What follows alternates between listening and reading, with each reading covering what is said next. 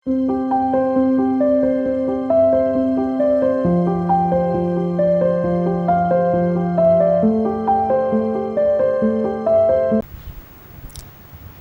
કહે છે ને દાદા કે આ નદીની પાર જવાય, દરિયાની પાર જવાય, પ્રકૃતિની પાર જવાય એવું નથી કહે છે. પ્રકૃતિની પાર તો આવું કંઈક અક્રમ વિજ્ઞાન મળે, આત્માનું જ્ઞાન ઉઘાડ થાય તો થાય. શું બાકી પ્રકૃતિ એનો ભાગ ભજવ્યા જ કરે, ભજવ્યા જ કરે. પ્રકૃતિ પાછી બેમાં વિભાજિત થાય છે, સ્થૂળ પ્રકૃતિ ને બીજું સૂક્ષ્મ પ્રકૃતિ. સ્થૂળ પ્રકૃતિમાં ઉઠવું, બેસવું, ખાવું, પીવું, બોલવું, ચાલવું, હરવું, ફરવું. કોઈ ઉતાવળી પ્રકૃતિ હોય, કોઈ ધીમી હોય, શું કોઈ ઊંઘણશી હોય, કોઈને ઊંઘ જ ના આવતી હોય. હા, ઊંઘ ના આવે તો પાછા 3, 3:30 કે 4 વાગ્યાને ઉઠીને એમ દોડધામ કરતા ઘરમાં. આમ ધમા બહેનો હોય તો રસોડામાં જઈને આમ કરશે, ઘરના બધા કંઈ હુઈ રહ્યો ને છાના મને કહેશે. એટલે નહીં કે અમને ઊંઘવા દો ને તો કહેશે ના મને ઊંઘ નથી આવતી, એટલે બધાને નહીં. આવી બધી પ્રકૃતિ હોય. કોઈને બોલ બોલ કરવા જોઈએ, કોઈ બોલે જ નહીં. હા, પછી બધા ધણી બોલતા ના હોય ને તો કહેશે બોલો ને, કંઈક તો બોલો, મોઢામાં મગ ભર્યા છે કહેશે. અને પેલા બોલ બોલ બોલ બોલ બોલ બોલ બોલ કરે. એમાં કે બંધ કરને કહેશે, મને માથું દુખી ગયું કહેશે. આ બધી પ્રકૃતિ જ છે. શું જાત જાતની આ બધી સ્થૂળ પ્રકૃતિ. પિત્ત, વાયુ ને કફ, આ બધી ખાવા પીવાની બાબતમાં પ્રકૃતિ, શરીરના રોગોની બાબતમાં આ બધી 3 પ્રકૃતિમાં કોમ્બિનેશનમાં ચાલ્યા કરે. આ બધી સ્થૂળ પ્રકૃતિ છે.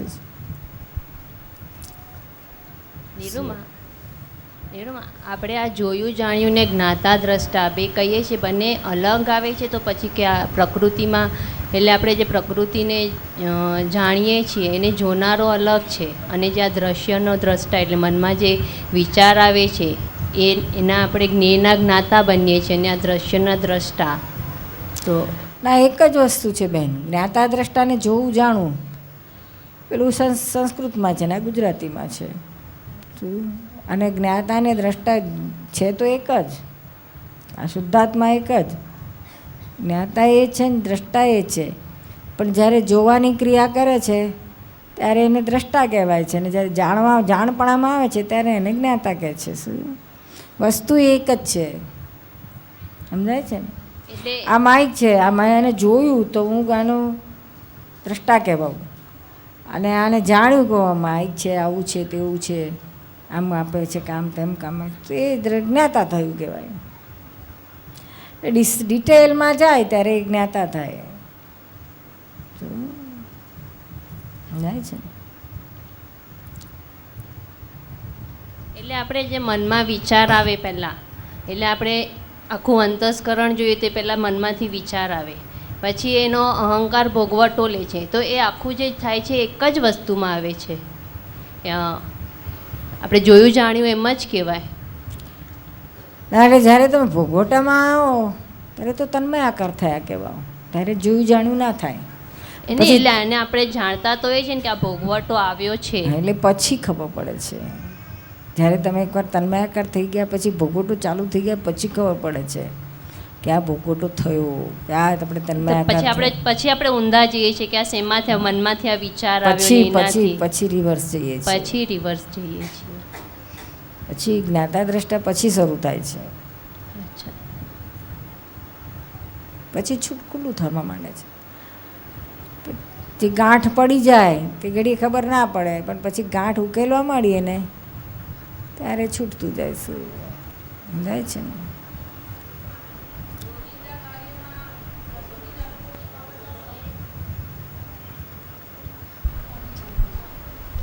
રોજિંદા કાર્યમાં પ્રકૃતિને અનુકૂળ થવા માટે ક્ષમતા ભાવે વર્તમાનમાં રહીને કરીએ તો? ક્ષમતા ભાવ આવી ગયેલો વાત જ પૂરી. છૂટ્યા, આજ્ઞામાં આવી ગયા. પણ એમાં વર્તમાનમાં જે પરિસ્થિતિ સર્જાય એને અનુકૂળ થઈને. હા, વર્તમાનમાં એના તો એના જેવું એ કંઈ નહીં. ડબલ ફોર્સ આવ્યો. બહુ સારું. પણ ક્ષમતામાં આવી જાય તો પ્રતિક્રમણ નથી કરતી પ્રકૃતિ. હા એટલે ક્ષમતામાં આવી ગયા એટલે પૂરું થઈ ગયું. પણ પ્રતિક્રમણ કરવું જોઈએ ને. સામાન્ય દુઃખ થયું હોય તો કરવાનું. મનમાં ક્ષમતા છે પણ સામાન્ય દુઃખ થાય તો પ્રતિક્રમણ કરવું જોઈએ. હા. પણ પ્રકૃતિ એમ કહે કે હવે મને કઈ શિકાયત નથી એટલે પ્રતિક્રમણ ના નથી એવું ના કરતી. ચાલે. સામાન્ય દુઃખ થાય છે માટે એનો ઉપાય કરવો પડે, નહીં તો એની તો આંટી પડી જ રહેશે ને.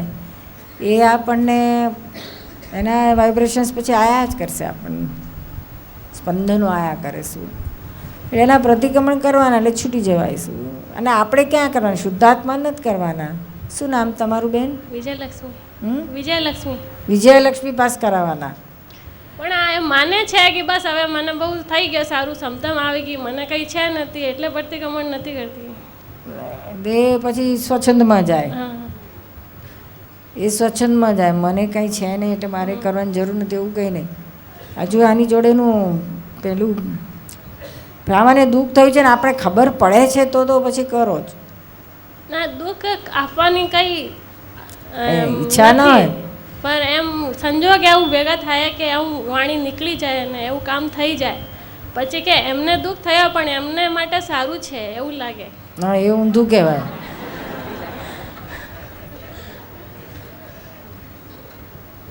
વિજયાલક્ષ્મી એ સારું ના કહેવાય.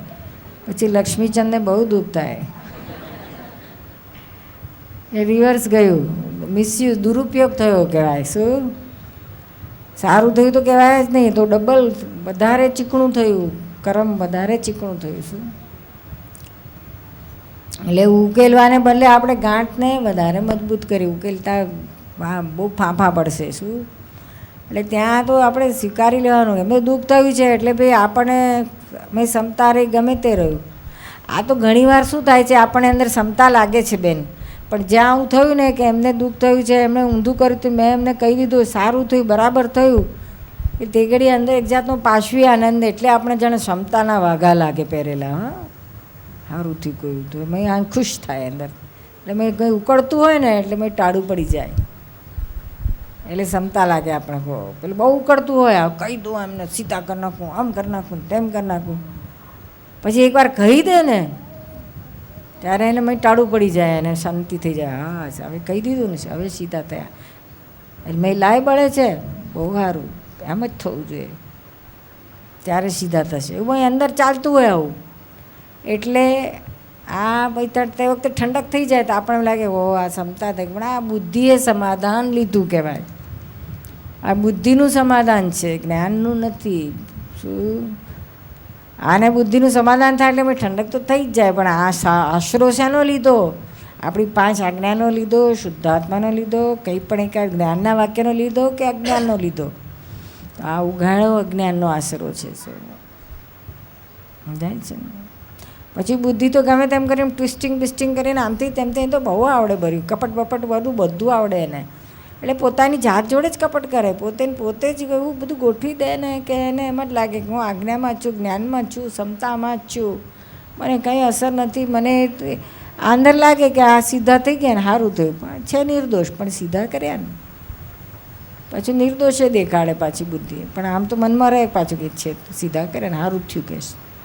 આ બી બહુ કોમ્પ્લેક્સિટી છે. શું આ બુદ્ધિની તો પાર આવે એવો નથી. એટલે આપણે તો આ જ્ઞાનને ને આજ્ઞાને પકડીને ચાલો, બીજું બધી વાતને મૂકો ચોકડી. તો પ્રતિક્રમણ કરવાનું. સામાન્ય દુઃખ થયું એટલે પ્રતિક્રમણ કરવાનું. એક ના નથી તો પણ આપણે લાગે કે ના એને થયું છે તોય આપણે એને પ્રતિક્રમણ કરો ને આપણે છૂટો ને એમાં શું મેં આપણે લૂંટાઈ જવાનું છે. લૂંટાશે તો અહંકાર લૂંટાશે, તે આપણે એમાંથી તો છૂટવાનું જ છે. જેને આપણે કાઢવાનો છે, ખેડવાનો છે, એ તો આ પ્રતિક્રમણ કરવાથી આપણે છૂટતો હોય તો આપણું તો કામ જ થઈ ગયું.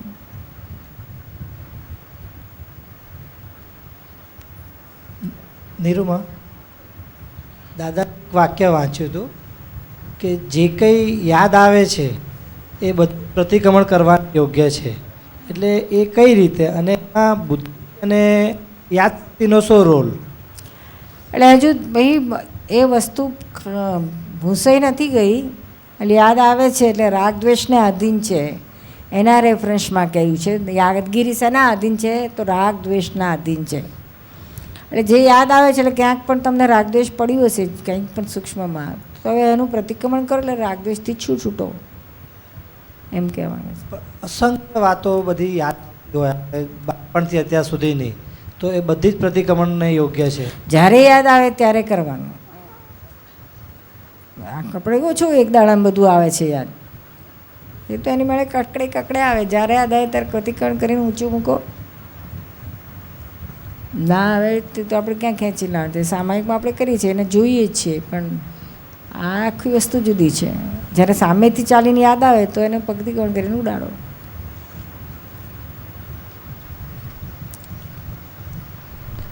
પ્રશ્ન છે, સૂક્ષ્મ પ્રકૃતિની વાત પર પ્રકાશ પાડવા વિનંતી. આપણે સ્થૂળ પ્રકૃતિની વાત કરી પણ સૂક્ષ્મની વાત રહી ગઈ. સૂક્ષ્મ પ્રકૃતિ એટલે આ અંદરની છે. શું? અંદર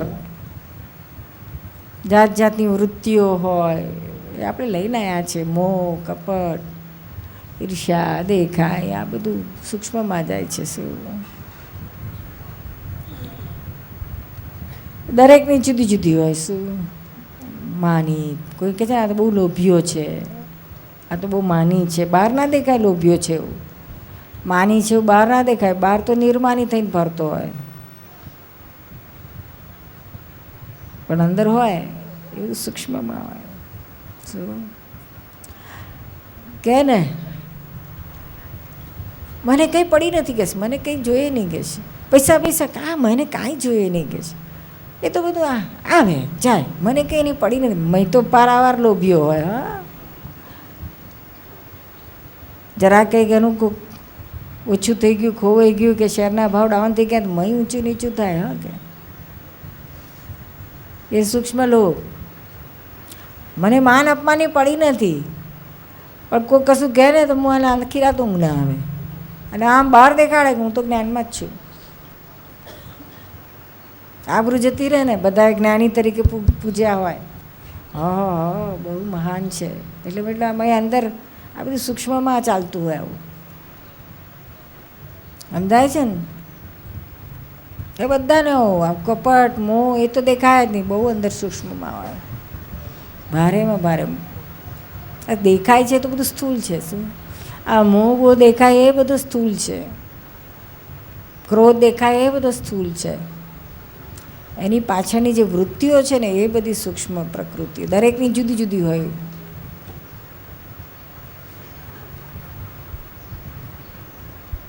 નીરુમા, આપણે ક્યાં છે? આ બાજુ હા બોલ બેન.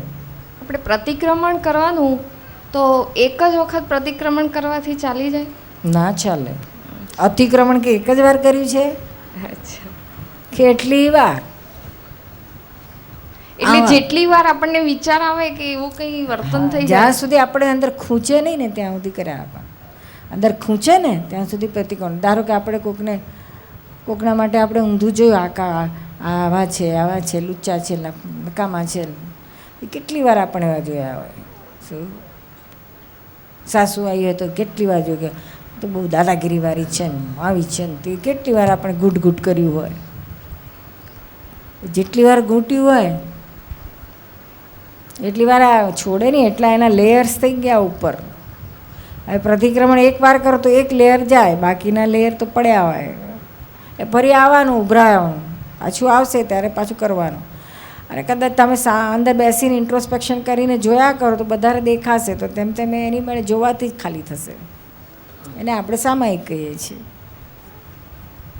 અચ્છા, અને આપણે જે આ શુદ્ધાત્મા પદમાં રહીએ છીએ ને, તો આખા દિવસ દરમિયાન કાયમ માટે નથી રહેવાતું. એ તો પછી ફાઇલોમાં જતા રહીએ ને, ગુચાઈ જઈએ ને, ઇન્વોલ્વમેન્ટ્સ આવી જાય છે. હવે એમાં કેવું છે, જ્યાં મિકેનિકલ ઇન્વોલ્વમેન્ટ હોય ને ત્યાં રહે, પણ જ્યાં ઇન્ટેલેક્ચ્યુઅલ ઇન્વોલ્વમેન્ટ હોય ને ત્યાં ના રહે. એટલે આ શું કહ્યું છે દાદાએ, શ્રીમદ રાજચંદ્રએ કહ્યું છે, વર્તે નીચ સ્વભાવનું અનુભવ લક્ષ્ય પ્રતીત વૃત્તિ વહે નિજ ભાવમાં પરમાર્થે સંકિત. એટલે આ જે જ્ઞાન મળે છે ને ત્યારે તમારે 3 સ્ટેજનું જ્ઞાન હોય છે આત્માનું. અનુભવ, લક્ષ્ય અને પ્રતીતિ. વર્તે નીચ સ્વભાવનું, નીચ એટલે આત્માનું, અનુભવ, લક્ષ્ય અને પ્રતીતિ. એટલે જ્યારે તમે નવરા હો એટલે ઇન્વોલ્વમેન્ટ ના હોય ત્યારે તમને હું શુદ્ધાત્મા છે લક્ષ્ય રહે છે. સરસ રહે છે. હા, એટલે એને લક્ષ્યનું સ્ટેજ કહેવાય. જેને તો આ વેદાંતમાં તો અલખ નિરંજનનું લખ બેઠું એને તો બહુ મોટું પદ કહે છે, જે તમને રહે છે કેટલું. શું અને શાસ્ત્રમાં તો શું કહ્યું છે? જૈન શાસ્ત્રમાં ગાયના શિંગડા ઉપર રાયનો દાણો ટકે એટલી વાર જો તમને શુદ્ધાત્મા તેની શુદ્ધાત્માનું લક્ષ્ય રહે તો તમને સંકિત થયું કહેવાય. એટલે મોક્ષનો સિક્કો વાગ્યો જવાના. સમજાય છે? એટલું મોટું પદ આપી. હવે તમને એક આટલી શિંગડું રાયનો દાણો ટકે એટલું રહે તો પાછો લક્ષ્ય કેટલું બધું રહે છે. રહે છે જ્યારે બધા સંજોગો સરસ હોય, એટલે કોઈ ફઈનો ટેન્શન ના હોય અને એકદમ ફ્રી હોઈએ ત્યારે એકદમ શુદ્ધાત્મામાં જ હોઈએ એટલે એટલો આનંદ ને મજા આવે છે. પણ જેવા ઇન્વોલ્વમેન્ટ શરૂ થયા એટલે પાછું લક્ષ્ય જતું રહે. હા. પછી લક્ષ્ય જાય તો પાછું રહે આવે છે શું? પ્રતીતિનું સ્ટેજ આવે છે, થર્ડ સ્ટેજ. થર્ડ સ્ટેજ શું કહેવાય? તો કે પ્રતીતિ એટલે આ ધારો કે કંઈ ઇન્વોલ્વમેન્ટ આવ્યું, ભારે પ્રેશરવાળું આવ્યું, ફાઇલ આવી, ત્યાં ઇન્વોલ્વ થઈ ગયા, તે ઘડી લક્ષ્ય જતું રહ્યું. પણ પછી જેવી પેલી ફાઇલ પૂરી થઈ અડધો કલાક પછી વોટેવર જે ટાઈમ હોય પછી તરત જ એની મેળે પાછું હું શુદ્ધાત્મા છું આવી જાય યાદ છે. આવી જાય છે. હા, એટલે આ પ્રતીતિનો તાર તો ઇન બિટવીન ટુ લક્ષ, બે લક્ષની વચ્ચેનો તાર તો કન્ટિન્યુઅસ હતો જ. એ જો કપાઈ ગયો હોય ને તો ફરી લક્ષ ના આવે. એટલે થર્ડ સ્ટેજ પ્રતીતિ એ તો કન્ટિન્યુઅસ કહી છે. એટલે એને શ્રીમદે શું કહ્યું? વૃત્તિ નહે નિજ ભાવમાં પરમાર્થ સંકિત. પરમાર્થ સંકિત એટલે શાહિક સંકિત, છેલ્લામાં છેલ્લું સંકિત કહ્યું. એક મેક્સ ઓછામાં ઓછો એક અવતાર પરમાર્થ સંકિત પછી, અને વધારે 3 અવતાર. બહુ લોભીઓ હોય તો 16 કરે કે ફરી આવું નથી ને અહીંયા પાછું, એટલે વાપરી કાઢો જેટલા મળે એટલા, એથી વધારે નહીં. હવે આટલું ઊંચું બોલ્યું છે એટલું તમે હવે ફાઇલોનો નિકાલ કરવાનો રહ્યો. આ 5 આજ્ઞા બતાડી જેટલો નિકાલ કરશો એટલું તમારું મોક્ષપદ નજીક આવતું જાય છે. પણ ફાઇલનો સંભાવે નિકાલ કોઈક વાર થાય ને કોઈક વાર ન થાય એટલે અંદર જીવ પડ્યા કરે કે આ થઈ ના શક્યું મારાથી, એનું ભૂલ થઈ. એનું પ્રતિક્રમણ કરવાનું. સોનલ ને સોનલ હંસા આ હંસા પાસે કરાવડાવવાનું. આપણે જ શુદ્ધાત્મા અને હંસા પાસે પ્રતિક્રમણ કરવાનું. તું કર, હું નહીં. આપણે અતિક્રમણ કરતા નથી ને આપણે પ્રતિક્રમણ કરવાનું નહીં. અતિક્રમણ કરે હંસા અને પ્રતિક્રમણ કરે હંસા. હા, પણ પછી શું ઘણીવાર મારો અનુભવ કહું છું કે ફાઇલ નંબર 1 ઉપર બી પછી ઇન્વોલ્વમેન્ટ થઈ જાય ને પછી ખ્યાલ આવે ને એટલે ગુસ્સો આવી જાય છે કે આ મન કેમ આવું ભટક્યા કરે, કેમ સમજ નથી પડતી એમ. ફાઇલ નંબર 1 કે 2? ફાઇલ નંબર 1 ઉપર. તારું પોતાને હંસા ઉપર. હા, તો પછી આ તો કહેવાનું આપણે જુદું રહીને વાત કરવાની હંસા જોડે, તોય આપણે તો છૂટા ઉટું સરસ રહે, જુદાપણું સરસ રહે. એટલે પણ એ ગુસ્સો આવે એ સારું કહેવાય. સૂચો આવે તો આપણે જાગૃતિમાં રહેવાનું કે હા ફાઇલ નંબર 2 ઉપર આવે એના કરતાં તો સારું જ ને.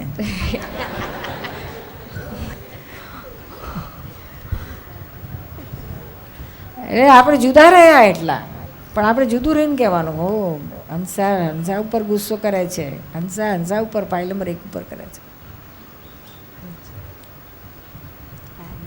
હા બોલો. આપણે કોઈ આપણે દુખિયારું હોય ને આપણી પાસે મદદની હેલ્પ માગે અને છતાંય આપણે કરી શકીએ એમ ના હોય તો હવે એની શું રસ્તો? આપણે કશું નહીં, વ્યવસ્થિત હેલ્પ કરી શકીએ તો વ્યવસ્થિત, ને ના કરી શકીએ તો વ્યવસ્થિત. આપણે ભાવમાં છે કરીએ, પણ હવે સંજોગો ના હોય તો શું સવાલ જ નથી. આપણે પછી જે બોલી 2 શબ્દો સારા સાંત્વના આપીને કે બીજું ત્રીજું ગાઈડ કરીને ગમે તે રીતે જેટલું થાય એટલું કરો. પછી ભાઈ કહેવાય કે આથી વધારે નથી થાય એમ મને માફ કરી એને રસ્તો તો બતાડીએ કે ભાઈ તું આમ કર આમ કર. બસ બીજું તો પછી શું. મેં કીધું એ છતાંય તું તારા ઘરના સભ્યોને પૂછે. મેં રસ્તો બતાવ્યો કે ભાઈ તું આમ કર પછી એ છતાંય મેં કીધું ભાઈ તારા દીકરાઓને પૂછ કે કઈ બી હા, એ રસ્તો બતાવો ને આપણે થાય એટલો. એટલે આપણે એ કે આ ફાઇલ છે એનો સંભાળ તમે નિકાલ કરવાનો. સર્વસ્વ છો મારા કે મેં કે તમે મારે હેલ્પ કરો જ. મેં કીધું એવું કે મારાથી થાય ગળે- એટલું હું કરીશ એમ. ગળે તો પડે તો ચાલે જ નહીં ને એમ તો. મેં કીધું એટલે હું નિર્દોષ છૂટી જાઉં ને પછી હું હેલ્પ ના કરું તો એના દોષમાં આવું. ના ના, કોઈ ગળે પડે એટલે એવું ઊંચું જ છે. આપણે થાય એટલું કરો, ના થાય તો શું કરવાનું. અને- આથી વધારે બહુ સ્પષ્ટ શબ્દો મને રાગ દ્વેષ વગેરે કહેવાનું ભાઈ આથી વધારે નથી થાય એવું. અને કામ કરતા કોઈ બી જીવ માત્ર કીડી છે કે કંઈ બી હોય તો આપણાથી કામ કરતાં કરતાં પાણી બી રેડાઈ જાય કે એવું કંઈ થાય તો એમ થાય કે આ ભગવાને લેડીઝ અવતાર આપ્યો છે, કામ કરવું પડે છે અને આ જીવને આ થાય છે દુઃખ તો એમ થાય કે હવે આ ભાવમાંથી છૂટી જઈએ તો સારું, એવું પ્રતિક્રમણ બી થઈ જાય છે. હા, કરી નાખવાનું તો ઘણું ઘણું રાહત થઈ જાય. સાચી. દિલીપ સોની, સ્પર્શ દીક્ષાથી પ્રકૃતિ બદલી શકાય? સ્પર્શ દીક્ષા એ શું છે? માઇક આપજો ને.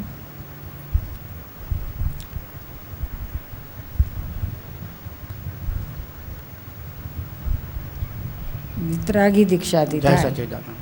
64 પ્રકારની દીક્ષાઓ છે, એમાં જે સ્પર્શ દીક્ષા એટલે મારા મંતવ્ય પ્રમાણે જ્યારે અધ્યાત્મ માર્ગે કોઈ પણ વ્યક્તિ આવતી હોય છે ત્યારે જ્ઞાની પાસે પોતાના જે કામ, ક્રોધ, માયા, લોભ જે શસ્ત્રો છે એ શસ્ત્રો ચરણે મૂકી દેતો હોય છે કે જેને સંસારમાં એટલા બધા અનુભવ થયા હોય છે કે કોઈ પણ જગ્યાએ આ શસ્ત્રો ઉપયોગમાં લીધાથી એને દુઃખ ઊભા થયેલા છે. એટલે જ્ઞાનીના ચરણે આવીને આ શસ્ત્રો મૂકી દે છે. એટલે જ્ઞાનીનો રાજીપો મેળવી અને જ્ઞાની જ્યારે અધ્યાત્મ માર્ગે આવેલી વ્યક્તિને મહાત્માને જ્યારે સ્પર્શ દીક્ષાથી એમ અધ્યાત્મ માર્ગે આગળ વધવાનો પ્રયત્ન કરવા માટે સત્સંગરૂપી જ્ઞાન જ્યારે આપે છે તો એની જે પ્રકૃતિ વિપરીત છે જે સંસારમાં એમાં ફેરફાર થઈ શકે છે એવું માનવું છે.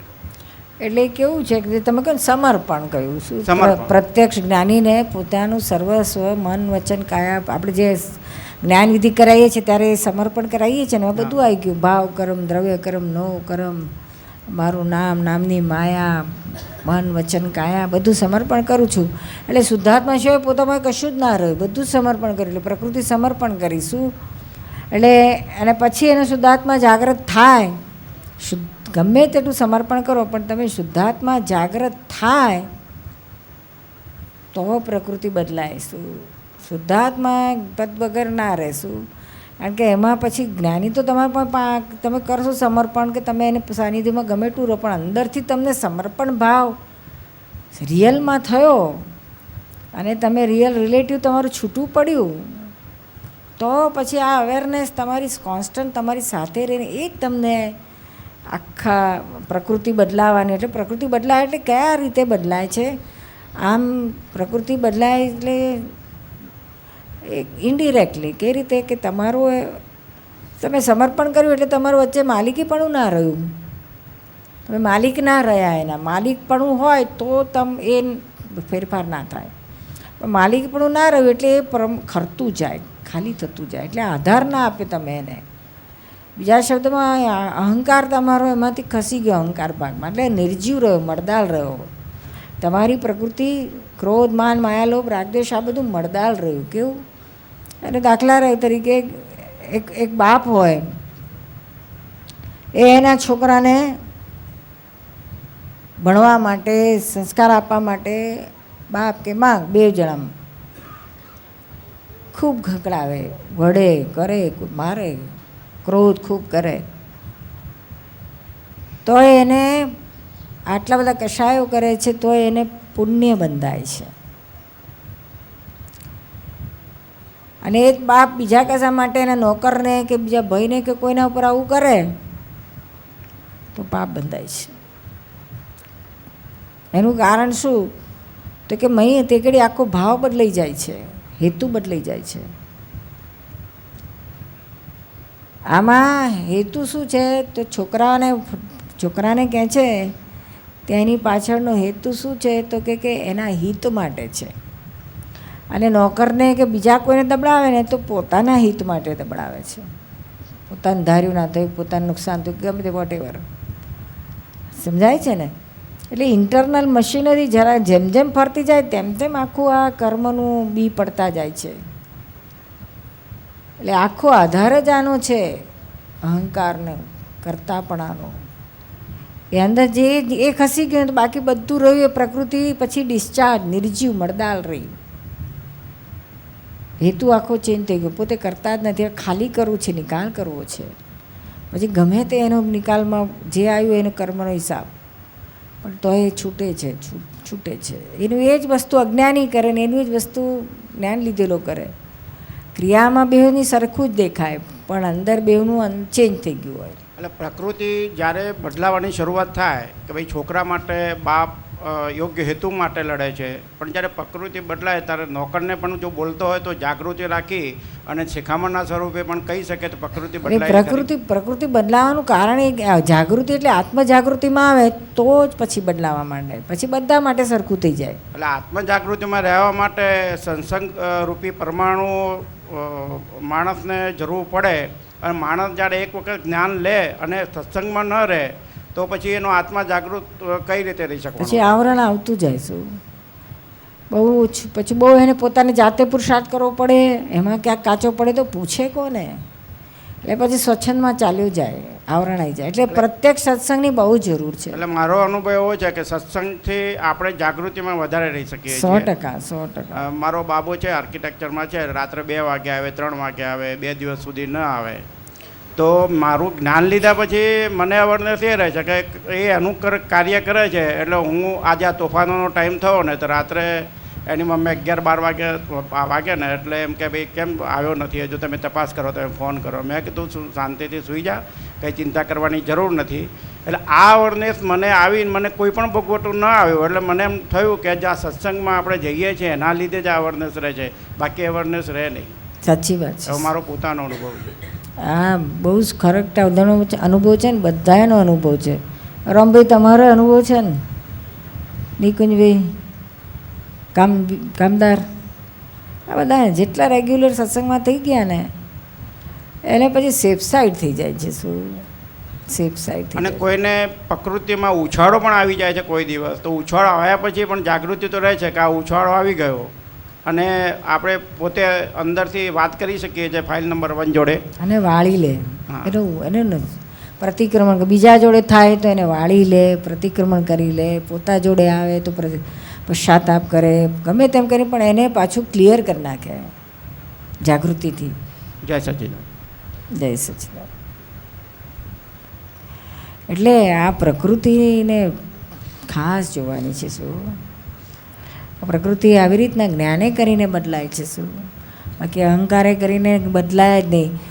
કોઈની તપની પ્રકૃતિ હોય, કોઈની ત્યાગની પ્રકૃતિ હોય, કોઈ છે તો બહુ ધ્યાન કરતો હોય, બહુ આ કરતો હોય, કોઈ છે તો બહુ ત્યાગ કરતો હોય, બધું છોડીને જંગલમાં ઊંધા માથે લટકતો હોય, તોય પણ એ પ્રકૃતિ એની વધે છે પણ ખપતી નથી. શું? કારણ કે પાયામાં અહંકાર છે. જો અજ્ઞાનતા હોય તો પાયામાં અહંકાર છે. હું ત્યાગ કરું છું, હું તપ કરું છું, હું આ ઉપવાસ કરું છું, મેં આ છોડ્યું, મેં આટલું કર્યું, મને આટલા શાસ્ત્રો મળે છે, શાસ્ત્રનો હું ખેર ખાંચું, મને બધું આવડે. ઘણા કહેશે ગીતાનો તો એક શ્લોક મને મળે છે. કોઈ મને ગમે ત્યાંથી પૂછે તો બધું જ હાલે, પણ મેં મોડે કરવા ગમે તે પણ હું કરું છું, મને છે. ત્યાંથી ગયું, ત્યાંથી એમાં દાટ વળી ગયો. શું? ત્યાં ગીતાનો ગમે એટલો ખેરખા, પણ ગીતામાં કૃષ્ણ ભગવાને કહ્યું છે કે ભાઈ તું જો આત્મા હોય તો આત્મા અકર્તા છે, અક્રિય છે, અને આ પ્રકૃતિ કરે છે. પ્રકૃતિ પરાણે નચાવે છે ને તું માને છે કે હું નાચ્યો. શું? પછી ઘણા છે તો પ્રકૃતિને કંટ્રોલ કરવા જાય. શું? તો ગીતામાં કૃષ્ણ ભગવાને શું કહ્યું છે? પ્રકૃતિમ યાંતિ ભૂતાની નિગ્રહ કિમ કરીષ્યતિ. તું પ્રકૃતિને કેવી રીતના નિગ્રહ કરી શકીશ, એને કંટ્રોલ કેમ ન કરી શકીશ, એને સ્ટોપ કેમનું કરી શકીશ? કારણ કે બંને એકબીજાથી નોખા છે, ટોટલ સેપરેટ છે, બે વસ્તુ જ જુદી છે. કંટ્રોલ કરનારો પાછો જોઈશે. જો તમે આ શુદ્ધાત્મા પદમાં આવ્યા તો પાછો પ્રકૃતિને કંટ્રોલ કરનારા અહંકાર વચ્ચે ઊભો કરવો પડશે. અને તમે તમારા શુદ્ધાત્મા પદમાં રહ્યા તો પ્રકૃતિ એની મેળે સ્વભાવથી ખરી પડી રહી છે અને તમારી પ્રજ્ઞા એને જુદી રહીને જોયા કરે છે. ક્યાં જરૂર પડે તો પ્રજ્ઞા એને ગાઈડ કરે છે, એટલે એને દેખાડે છે કે આ રાઈટ છે ને આ રોંગ છે. કોઈ પણ વ્યક્તિને માનો કે વ્યવસ્થિતમાં કોઈ વ્યક્તિ જોડે ઝઘડો થવાનું લખેલું છે અને ઝઘડો થશે જ, તો એ વ્યક્તિની પ્રકૃતિ છે અંદરથી જાગૃતિમાં છે કે મારે કોઈની સાથે ઝઘડો કરવો ન જોઈએ, અને તેમ છતાં પણ થઈ જાય તો એ વ્યવસ્થિતમાં જ સમજવાનું ને. થઈ ગયા પછી તો પછી અંદર જાગૃતિ તે છે, અંદર જ રાખવાનું, મોડે નહીં કહેવાનું.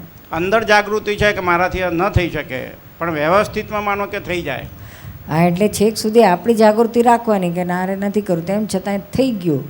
તો થઈ ગયા પછી સામાન્ય દુઃખ થયું હોય તો પ્રતિક્રમણ કરો. આપણે આપણી જાતનું એનાલિસિસ કરો કે ભાઈ અહીં કઈ વૃત્તિઓ હતું, શું હતું કે જેના આધારે આપણી આટલું ઉછળ્યું. આપણને ચાલો ચાન્સ મળ્યો અંદરની આ બધું કચરાને ખાલી કરવા માટેનો એક ચાન્સ મળ્યો છે. કારણ પ્રકૃતિ આપણે બદલી શકીશું, પણ વ્યવસ્થિતમાં જે વ્યક્તિના વ્યવસ્થિત ના લખાયેલું છે બદલાય નહીં, વ્યવસ્થિત ના બદલાય, એ તો પણ બદલાશે પ્રકૃતિ તમે ખાલી કરી શકો છો. બદલવાનો અર્થ એટલે શું? ખાલી ખરી પડો. આપણે મોક્ષે જનારાને બદલવાની પડેલી જ નથી હોતી. શું બદલી એટલે તમારી ધારો કે તમે બહુ લાફા હો તો લાફામાંથી તમે શું કંજૂસ થવા માગશો? કે બહુ કંજૂસ હો તો તમે લાફા થવા જવા માગો? બદલવાનો અર્થ આવો થાય. અને પેલું તો કે જે લાફો હોય કે કંજૂસ છે, મારે આ પરમાણુ ખેરવી દેવા છે, ખાલી થવું છે.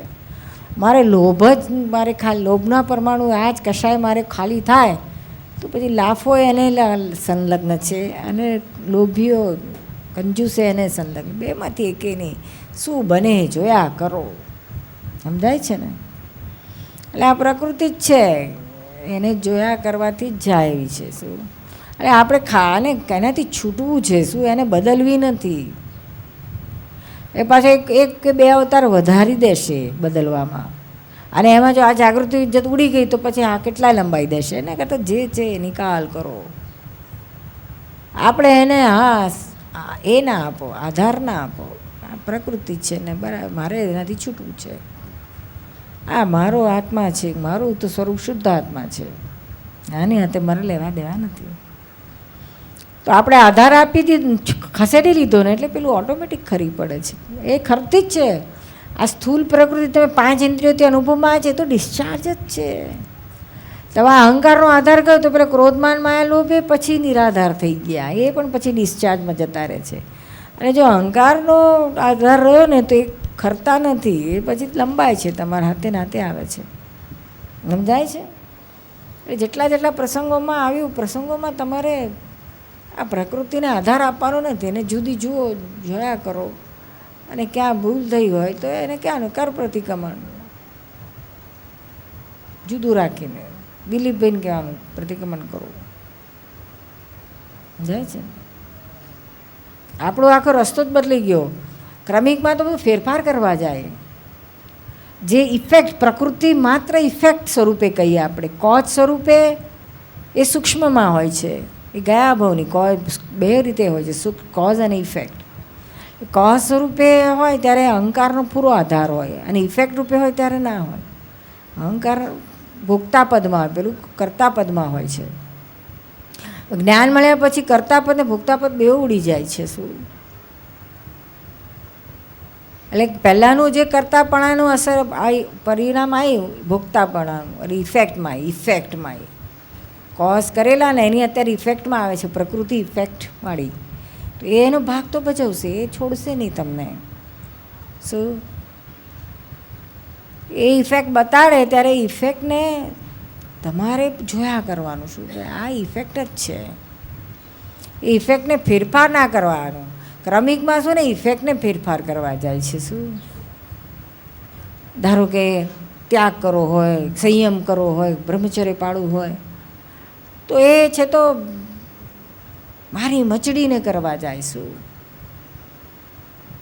જ્ઞાનમાં એવું નથી એ કે જે હોય આ એના આધાર શું છે કે અત્યારે ધારો કે બ્રહ્મચર્ય પડાયું તો કે એમને એમ નથી પડાતું. એ ગયા ભાવમાં એ કોઝ નાખીને લાવ્યો ત્યારે એને ઇફેક્ટમાં બ્રહ્મચર્ય આવ્યું દીપકભાઈને. સમજાય છે ને? અત્યારે પાછું શું છે કોઝ હવે જ્ઞાન પછી નથી નખાતું પણ નાનપણથી એ જ ચાલતું આવ્યું હોય. જન્મ્યા હોય ત્યારથી આ જ એના મગજમાં આવ્યા કરે કે બ્રહ્મચર્ય જ પાડવું છે, લગ્ન તો નથી જ કરવા. લગ્ન આપણે લક્ષણો જોઈએ ને તો લગ્ન નથી જ કરવા એવું જ આવ્યા કરે. કાલે પેલો ભાનુબેનનો ગ્રાન્ડસન આવ્યો તો નાનકડો શીલ, કેવડો નાનો છે, 5-6 વર્ષનો છે. તો એમ જ કંઈક મારે લગ્ન તો નથી. કેટલી બધી આર્ગ્યુમેન્ટ હોય ને કે એમ લગ્ન નથી કરવા એની. હવે આપણા બધાને તો સમજણ આવે નહીં મગજમાં, પણ એ 5-6ના છોકરાને એટલી બધી આર્ગ્યુમેન્ટ હતી લગ્ન કેમ નથી કરવા. એ કલાક એની પાછળ એના મામા મથ્યા પરણાવા, આ હગ્ગા મામા ને બીજા મામા. તો એ પેલો આર્ગ્યુમેન્ટ પર આર્ગ્યુમેન્ટ આપે કે શું કામ નથી પણ તો કે આ પરોજણ શું કામની છે, છોકરાને લઈને મારે ફરવાની શી કામ છે, છોકરો મરી જાય તો મારે રડવું પડે એ મારે શી જરૂર છે કે છે. આ બધું ખાવા પીવાનું મારે બહાર તો પેલા કે ખાવા પીવાનું નહીં મળે તું કોણ રોંધી હશે કે મારે હોટલમાં મળે જ છે ને, ઘરમાં જે પડ્યું છે હું ખાઈ લઈશ, પણ એટલા માટે આ લાંબુ વેતરું કરવાની શી જરૂર છે. બોલા આવી અક્કલ આપણને થોડી આવી હતી દિલીપભાઈ. હે હા બોલો. હવે આ બધું એનું ભેગું એટલે આપણે આ લાગે કે નાનપણથી આ કંઈક લક્ષણો આવે છે, આ નહીં તો નીકળે જ નહીં ને એને. આમ આર્ગ્યુમેન્ટ ના આવે, આમ તો બોલે ખરા કે મારે, પણ એને સૂઝ ના પડે આર્ગ્યુમેન્ટ્સ એની. હવે એને કોઈ શીખવાડવા ગયું નહોતું. હા લાઈફ ડિસ્ટર્બ થઈ જાય કે છે. લાઈફ ડિસ્ટર્બ અને હું સમજ ટેણિયા આ બધા ડિસ્ટર્બ થયેલા ને ખબર નથી પડતી કે આપણી ડિસ્ટર્બ થઈ ગઈ છે.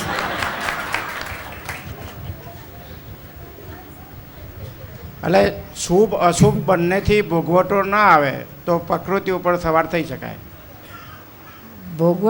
ભોગવટા સાથે લેવા દેવા નથી. તમને ખબર પડી છે તમે શુદ્ધાત્મા પદમાં રહીને એના જ્ઞાતા દ્રષ્ટા રહ્યા તો તમને ભોગવટો ના આવે, તો તમને પ્રકૃતિ તમારી ખપે. પ્રકૃતિ તમે સવાર છો પ્રકૃતિ ઉપર, તમે ખબર ના પડે. If you are not aware then પ્રકૃતિ તમારા ઉપર સવાર છે. અવેરનેસથી જ લેવા દેવા છે.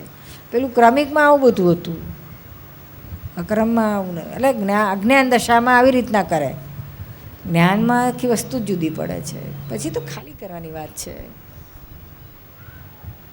જાય છે ને.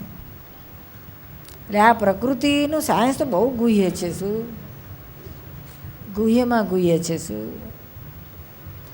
એ જ્યાં સુધી શુદ્ધાત્મા પદમાં ના આવે ત્યાં સુધી પ્રકૃતિના બધા પાસાઓને ખબર જ ના પડે. કે સ્થૂળ પ્રકૃતિ બહુ ત્યારે ખબર પડે શું કે મને જરાક થોડોક ક્રોધ આવી જાય છે કશે, થોડું કહેશે કે મને શોખ છે, સાડીઓનો મોહ છે જરાક. આ બધું સ્થૂળ વાત છે બધું, બીજું બધું કશું નહીં. બીજું બધું ઓલ રાઈટ. એટલે મહી તો કંઈ પાર વગરનું છે.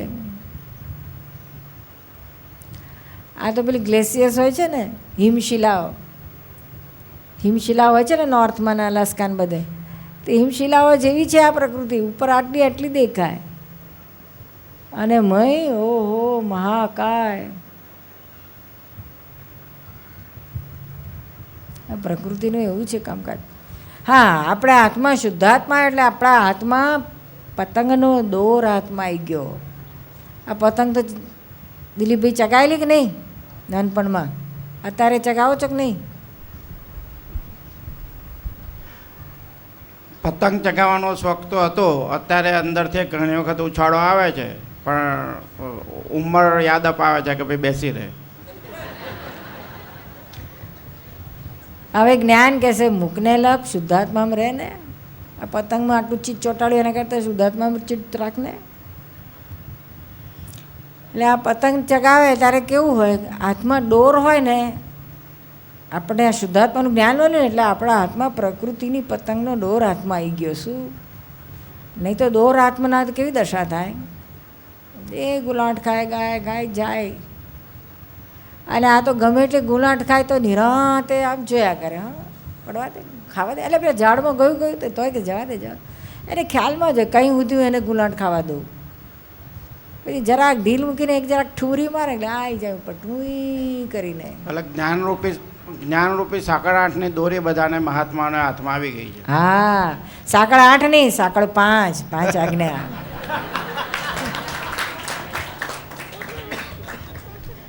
નવી નીકળી છે અક્રમની દાદા ભગવાનની સાંકળ 5.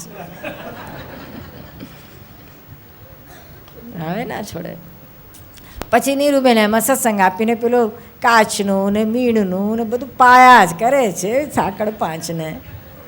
પેલું પાવે ને દોરો માંજો પાવે ને, માંજો પાયા કે સાંકળ 5ને પાયા કરે છે. દીપક ભાઈ મેં થોડું થોડું કરવા લાગે.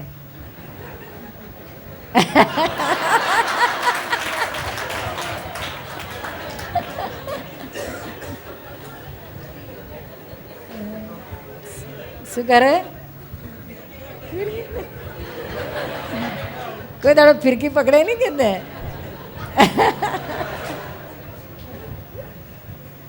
ના ના હો, ઘણું કરે છે તો ભાઈ.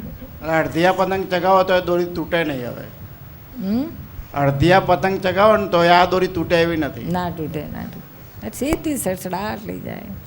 આ તો સીધી મહાવિદ્ય ક્ષેત્ર થઈને મોક્ષે લઈ જાય. આટલી પતંગ ચગે ત્યાં સુધીની છે. આ જબરજસ્ત છે. આ તો અક્રમની વાત જ જુદી છે. આખી પ્રકૃતિનું સાયન્સ ખુલ્લું થયું છે. નહીં તો આ ક્યાંય પ્રકૃતિની વાત જ નથી. થોડી ઘણી કંઈક મળે તો જરાક ગીતામાં થોડુંક, તે ડિટેલમાં આટલું બધું નથી ગયા. બહુ જ આમ પાસેરામાં પહેલી પોણી જેવું કહેવાય. બાકી શાસ્ત્રોમાં તમને બધા શ્લોકો હોય ને બધું ઘણું બધું હોય બધા શાસ્ત્રોમાં, પણ પ્રકૃતિની વાત ક્યાંય નથી. જે દાદાની વાણીમાં આપણને પ્રકૃતિનું સાયન્સ ખુલ્લું મળે છે, ખુલ્લું થતું જાય છે.